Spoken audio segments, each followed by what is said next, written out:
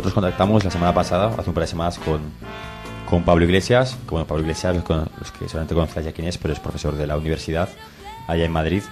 Está especializado sobre todo en el mundo de la comunicación y vino a dar una charla en las jornadas de marzo que han sido estas últimas semanas. Se ha encargado el colectivo de Filosofía y Letras de organizarlas. Y bueno, le preguntamos sobre todo lo que viene siendo el tema de la comunicación. Compañero Víctor hizo una entrevista y aquí en 13 partes la traemos desmigada. Así que vamos a empezar a darle caña. Y bueno, la primera pregunta que le hacíamos entraba en el tema de la objetividad, ¿no? Los medios de comunicación. Si el mito de la objetividad existe. Yo creo que no, que los medios de comunicación son instrumentos de producción ideológica, son instrumentos de intervención política, incluso la propia verdad es algo que está en discusión. En ese sentido, la clave, la palabra de orden no sería la objetividad, sino la rigurosidad.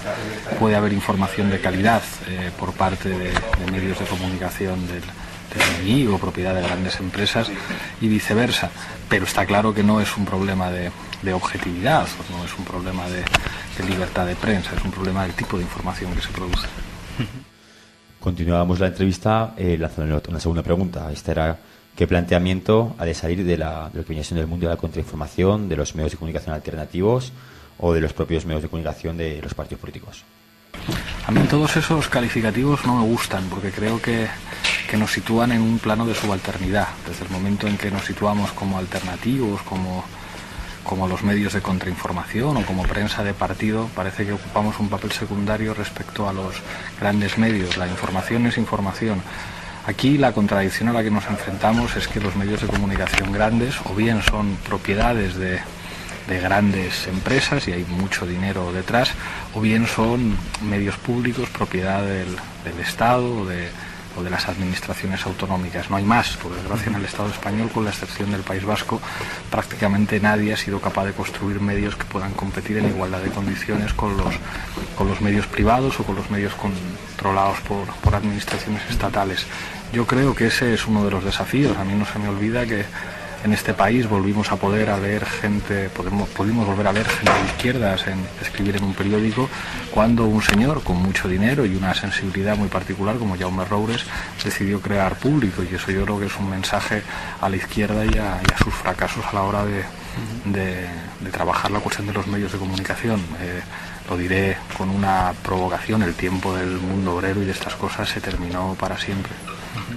Y hilando con ese tema que se acaba de llamar Roures y de Público, cogí al compañero y aprovechaba lanzando la cuestión de que si es posible un periódico como Público o hay que tender hacia otro tipo de cosas, a lo que viene siendo más una cooperativa de trabajadores más que un medio de comunicación de una empresa privada. Más Público es un quincenal y eso puede ser muy interesante, pero no tiene nada que ver con un periódico. Lo que ocurrió en Público es lo que ocurre con cualquier empresa privada. Entonces yo creo que hay que separar los deseos de qué bonito sería un periódico que fuera una cooperativa de trabajadores con sueldos decentes, controlado por un accionariado popular, y lo real.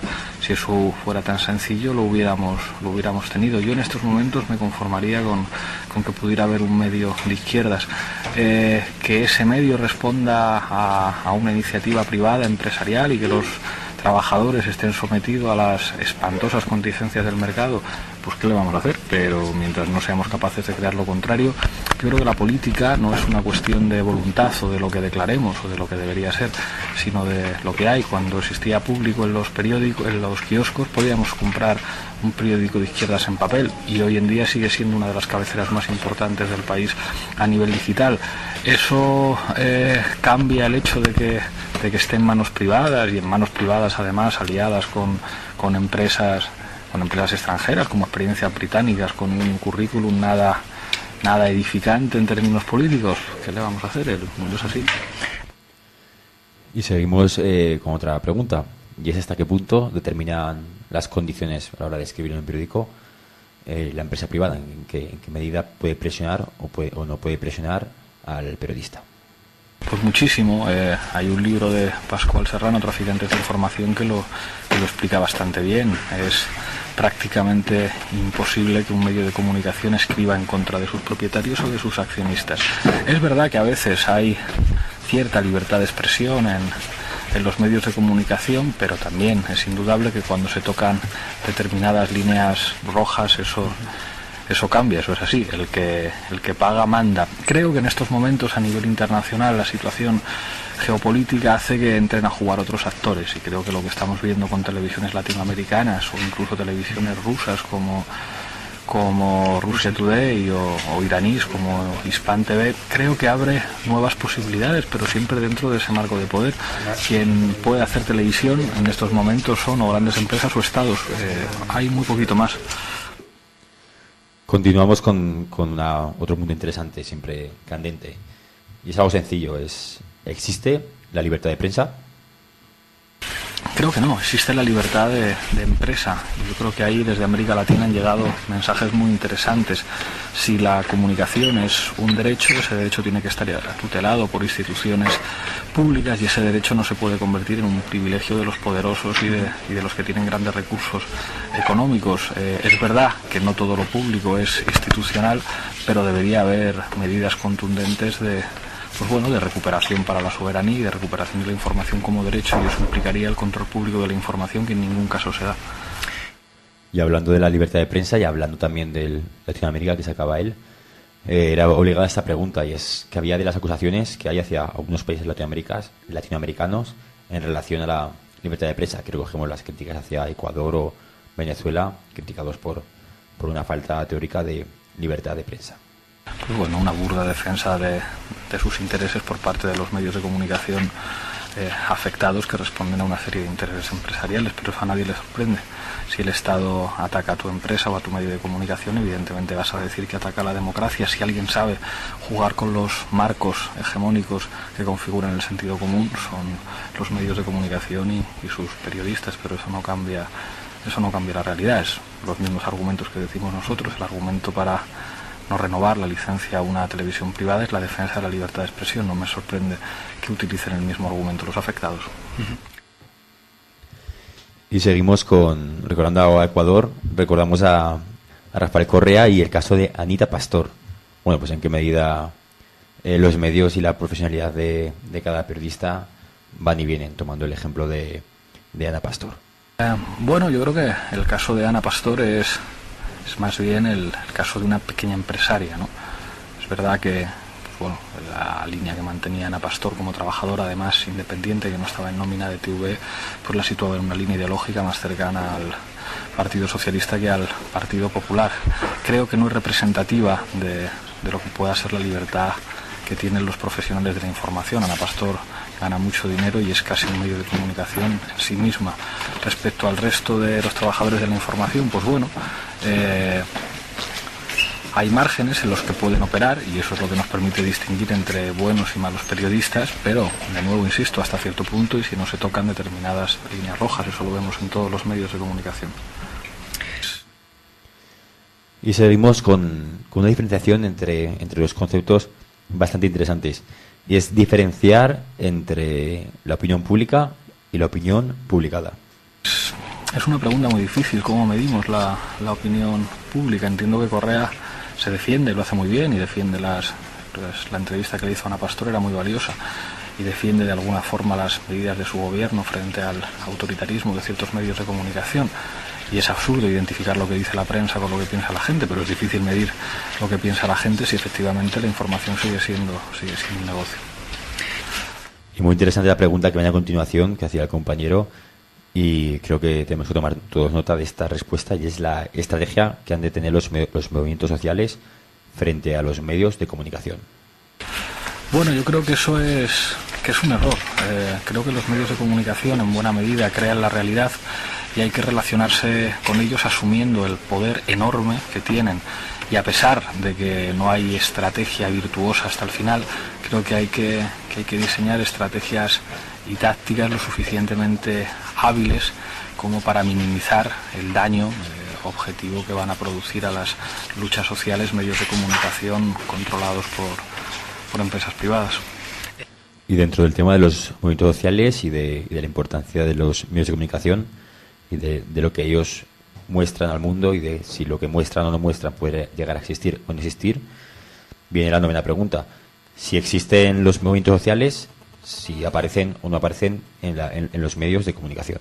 Sí, yo creo que los movimientos sociales sí aparecen en los medios, a veces incluso contra su voluntad. El problema es que bueno, los medios de comunicación son instrumentos para intervenir políticamente. Si ni siquiera la tercera fuerza política del país, estoy pensando en Izquierda Unida, cuenta con nada que se parezca a medios de comunicación afines, pues no digamos ya los movimientos sociales que tienen que operar en los márgenes que dejan los grandes medios. Creo que es muy interesante la experiencia de la PA, pero la PA no cuenta con medios propios. En todo caso, ha logrado colar discursos interesantes en los medios grandes. Más que una estrategia, creo que los movimientos sociales y la izquierda se deberían preocupar por tomarse en serio la comunicación política. Y ya entramos un poco más en harina más sensacionalista y bueno, la opinión que hay conforme a los medios de comunicación o programas dentro de los medios de comunicación, como el gran debate y la situación que aparecerá Gordillo o pueden aparecer en algunos casos movimientos políticos y movimientos sociales en programas atípicos que podrían ser como el gran debate de Telecinco u otros parecidos. Bueno, pues primero no deberíamos, si me permites una crítica a la pregunta, adoptar el tono despreciativo, desperpéntico, porque digamos que ahí nos colocamos como una izquierda divina que desprecia la comunicación de masas y desprecia un programa con muchos elementos de reality, muchos elementos que no me gustan nada, de espectáculo, como el gran debate. Pero el gran debate, digamos que 10 minutos del gran debate cuentan más a la hora de definir lo que la gente piensa que todos los números del mundo obrero juntos en los últimos 30 años. Por eso no es despreciable. El gran debate es un programa crucial del prime time, el sábado por la noche, que determina la forma en que la gente piensa. No se puede permanecer indiferente a lo que representa un productor ideológico como ese. Creo que el SAT, creo que Cañamero y Gordillo, en sus presencias en medios de comunicación como este, han demostrado que se puede hacer bien. A mí me parece espectacular la entrevista que hicieron la extrema derecha en Relato al Agua a Diego Cañamero, y creo que Gordillo lo hizo muy bien en el gran debate, y que eso contribuye a que nuestros marcos se amplíen y a que la gente escuche otro tipo de mensajes. Hay que ir al gran debate, hay que ir a todas partes. No aguanto a la izquierda divina que se sitúa en un pedestal de desprecio intelectual de ciertas formas de producir ideología cuando no pintan absolutamente nada. Yo creo que ciertas afirmaciones se pueden hacer desde la propia posición. Cuando se tienen fanzines no se puede despreciar lo que representa la televisión, porque luego la gente nos trata como marcianos y nos desprecia.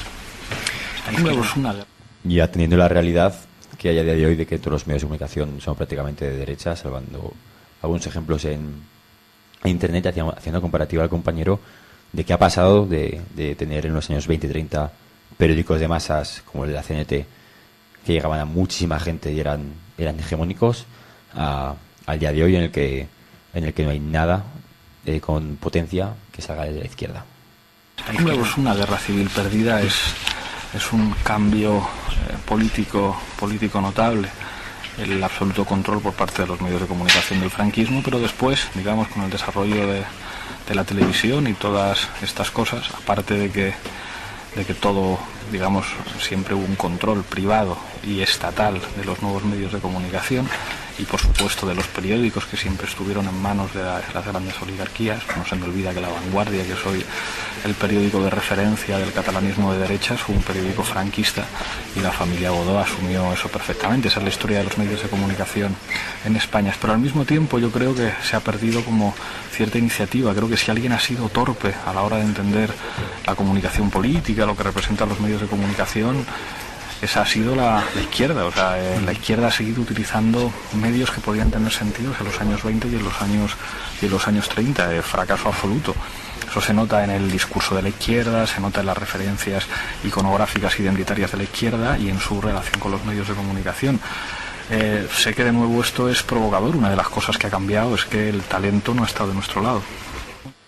Y la última pregunta, más que interesante y más que necesaria y muy importante y recomendable que cojamos nota de esta respuesta, y son qué nuevas estrategias debemos de seguir los medios de izquierdas o la izquierda en general para llegar un poquito a la gente y conseguir desarrollarnos. Muy amplia. Pues yo creo que para empezar, asumir que los medios de comunicación son los que crean la realidad y que el lenguaje audiovisual en estos momentos es determinante. Y eso implica entender también que hay cosas que no son decisiones de partido, que el partido, entendido de una manera orgánica, tiene que intervenir en la sociedad de manera muy amplia. Eso quiere decir que tiene que estar totalmente desvinculado de las organizaciones políticas de la izquierda y darle la batalla en el plano de la sociedad civil. ¿Quién tenía en este país que haber hecho una apuesta seria con respecto a los medios de comunicación? Las organizaciones sindicales, que son de alguna manera la sociedad civil vinculada a la izquierda. No lo han hecho y así nos va. El ejemplo desde el otro lado, la Iglesia Católica. La Iglesia Católica ha tenido claro desde el principio la importancia de los medios de comunicación y del trabajo en el ámbito de la sociedad civil y de la cultura. La izquierda no. Trabajar en el ámbito de la sociedad civil sería las respuestas. Menos congresitos, menos batallas internas, menos discusiones sobre listas, menos estupideces de estas que no sirven para nada y más tomarse la política en serio.